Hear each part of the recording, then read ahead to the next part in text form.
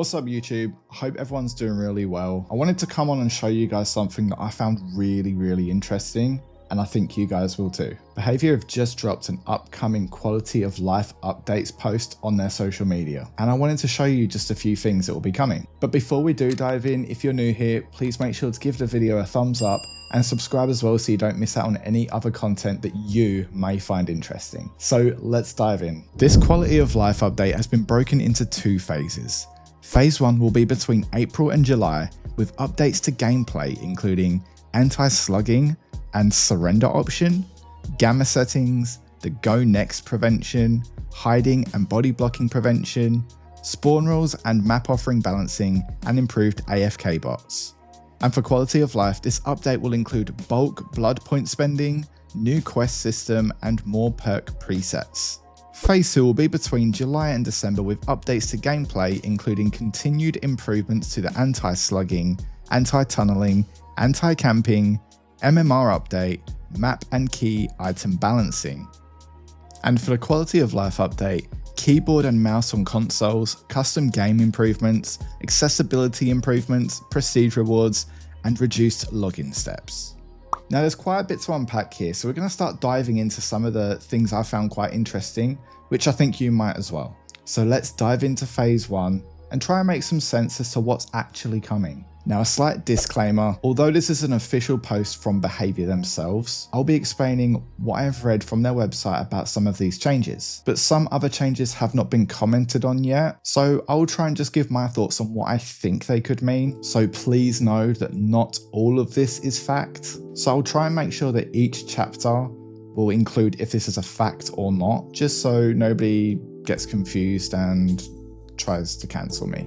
So starting off, we're going to be looking at the anti-slugging and surrender option.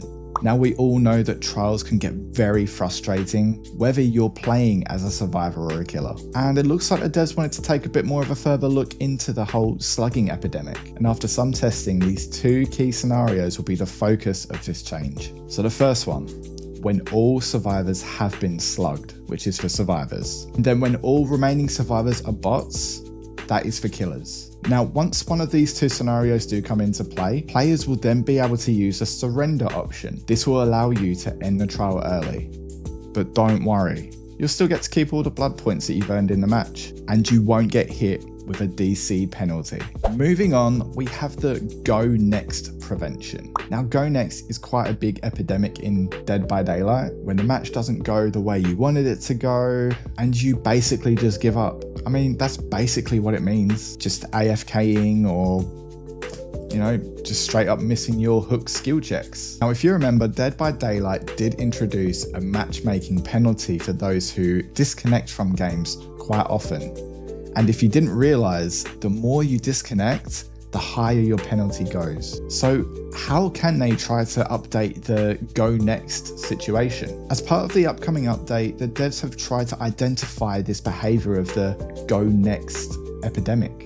And once identified that player is actually showing all of the signs of going next and trying to just leave the game as soon as they can to move on to the next one, they will be heavily punished. Players will be issued with a matchmaking penalty and also lose a grade. However, they do want to reward the players who do actually stick it out and try and complete the rest of the trial, which we could then be seeing an emblem-based multiplier which will grant bonus blood points. And that bonus stacks over consecutive trials. Next up, we have hiding and body blocking prevention. Now this one I find quite interesting because it's very easy to hide in Dead by Daylight. As long as you move around in a set area of a map for long enough, you can basically make it to endgame without even being found. So how do Behaviour propose to tackle this? If it's obvious that a survivor is not contributing to their objective, their location will then be revealed to the killer. I mean, as we know, when you have AFK crows around your head, like all three of them, as a killer, you get sent like a loud noise notification as to where that's happening. But I think when they say revealing that survivor's location, I think it's aura based. So when the survivor has all three AFK crows around their head, it will actually show the killer an aura of where that survivor is hiding. I mean, I could be wrong, but that's what I gathered from this. Now, body blocking. Now we know that body blocking isn't just a problem for survivors, but it's also a problem for killers. I mean, if you're a survivor and you get yourself stuck into like a small space, you're in a bit of trouble, especially when your teammates or your friends want to block you in there just for a laugh, you know, that's absolutely fine. It happens to me all the time. But in some cases, the killer wants to grief you and they keep you in like this small space where you can't actually get past them. Like, even though there's probably a wide enough gap for you to squeeze past, like the collision is just crazy. So to combat body block griefing, we're going to be receiving a change in which after the third AFK crow appears, that survivor will lose collision and they'll be able to just move past the killer or I believe any other survivors that are blocking them in. Map offerings. So I mean, this one's pretty short, but after the updates, map offerings will no longer guarantee that you're getting sent to that specific realm. However, it will increase the chances of being sent to that realm by 20%. But that's no big deal, right? Just ask your friends or your fellow survivors to bring the same map. Nope. Map offerings will no longer stack either. But not only this, but map offerings and some other offerings could also actually become secret.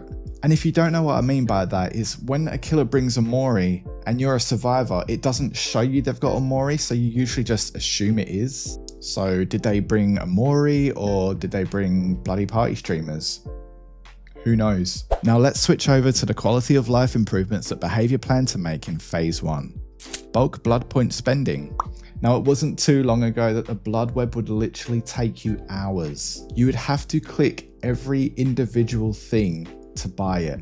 There was no automatic blood web and that was painful. But then they introduced to us the automatic blood web, where there will be a button in the middle of the blood web that you can click and it would automatically spend your blood points. So it meant clearing a blood web page could take you maybe 4 or 5 seconds, which made progressing through blood webs and prestiges a whole lot less time consuming. Now to me, bulk blood point spending can be interpreted in many ways. Now all the Behaviour has said about this is they're going to be adding a button that allows you to spend your blood points in bulk. I mean, it could mean giving the player an option to select how many blood points they would like to put into their blood webs. So really, that could be anything. Preview your perks in lobby.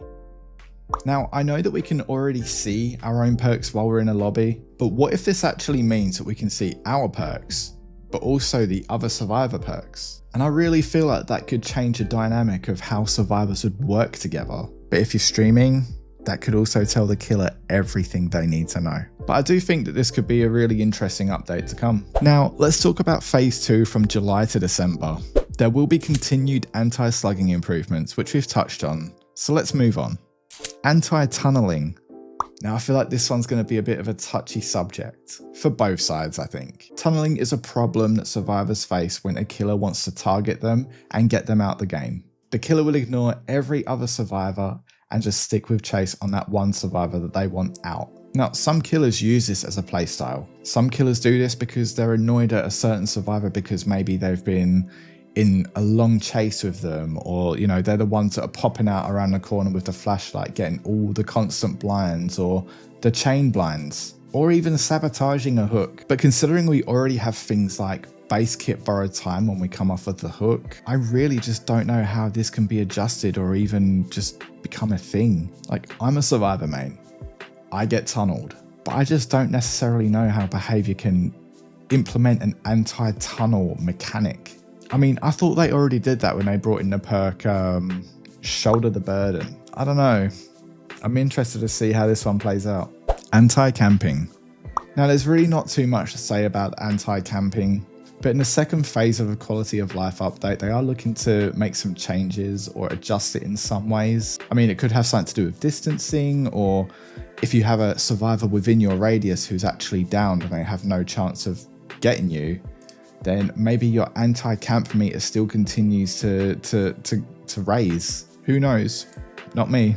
And finishing up with quality of life in phase 2, we could be seeing mouse and keyboard for consoles. Short and sweet on this one, but if you have a console and you have a keyboard and a mouse, you will be able to then connect both keyboard and mouse and use that as your controller, which could also potentially open up endgame chat for console. Prestige rewards.